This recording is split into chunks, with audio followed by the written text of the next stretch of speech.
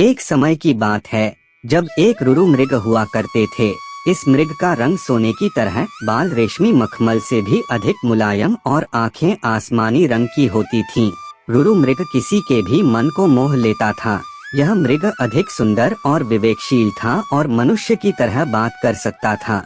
रुरु मृग अच्छी तरह जानता था कि मनुष्य एक लोभी प्राणी है, फिर भी वह मनुष्य के प्रति करुणा भाव रखता था। एक दिन रुरु मृग जंगल में सैर कर रहा था, लेकिन तभी वह किसी मनुष्य के चिल्लाने की आवाज सुनता है। जब वह मौके पर पहुंचता है तो उसे नदी की धारा में एक आदमी बहता हुआ नजर आता है। यह देखकर मृग उसे बचाने के लिए नदी में कूद पड़ता है और डूबते व्यक्ति को उसके पैर पकड़ने की सलाह देता है, लेकिन वह व्यक्ति उसके पैर पकड़कर मृग के ऊपर ही बैठ जाता है। अगर मृग चाहता तो उसे गिराकर पानी से बाहर आ सकता था, लेकिन उसने ऐसा नहीं किया। वह स्वयं तकलीफ सहकर उस व्यक्ति को किनारे तक ले आता है।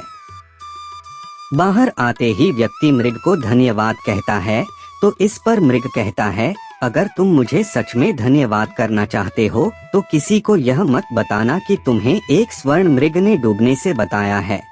मृग ने उसे कहा, अगर मनुष्य मेरे बारे में जानेंगे तो वे मेरा शिकार करने की कोशिश करेंगे। यह कहकर रुरु मृग जंगल में चला जाता है। कुछ समय बाद उस राज्य की रानी एक सपना देखती है, जिसमें उसे रुरु मृग दिखाई देता है। रुरु मृग की सुंदरता को देखने के बाद रानी उसे अपने पास रखने की लालसा करने लगती है। इसके बाद रानी राजा को रुरु मृग को ढूंढकर लाने के लिए कहती है।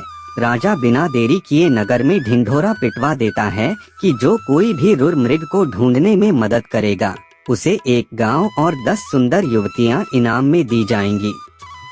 राजा की यह सूचना उस व्यक्ति तक भी पहुंचती है जिसे मृग ने बचाया था। वह व्यक्ति बिना समय गवाए राजा के दरबार में पहुंच जाता है और रुरु मृग के बारे में राजा को बताता है। राजा और सिपाही सहित वह व्यक्ति जंगल की ओर चल पड़ता है। जंगल में पहुंचने के बाद राजा के सिपाही मृग के निवास स्थान को चारों तरफ से घेर लेते हैं। जब राजा मृग को देखता है तो खुशी से फूले नहीं समाता, क्योंकि वह मृग बिल्कुल वैसा ही था जैसा रानी ने बताया था। मृग चारों ओर से सिपाही से घिरा हुआ था और राजा उस पर बाण साधे हुए था। लेकिन तभी मृग राजा से मनुष्य की भाषा में कहता है, हे राजन, तुम मुझे मार देना, लेकिन पहले मैं यह जानना चाहता हूँ कि तुम्हें मेरी जगह का रास्ता किसने बताया। इस पर राज ने उस व्यक्ति की ओर इशारा किया जिसकी जान मृग ने बचाई थी। उस व्यक्ति को देखकर मृग कहता है, निकाल लो लकड़ी के कुंदे को पानी से, न निकालना कभी एक अकृतज्ञ इंसान को। जब राजा ने मृग से इन शब्दों का मतलब पूछा तो मृग ने बताया कि उसने इस व्यक्ति को डूबने से बचाया था। मृग की बातें सुनकर राजा के अंदर की इंसानियत जाग गई। उसे खुद पर शर्म आने लगी और क्रोध में उस व्यक्ति की ओर तीर का निशान कर दिया।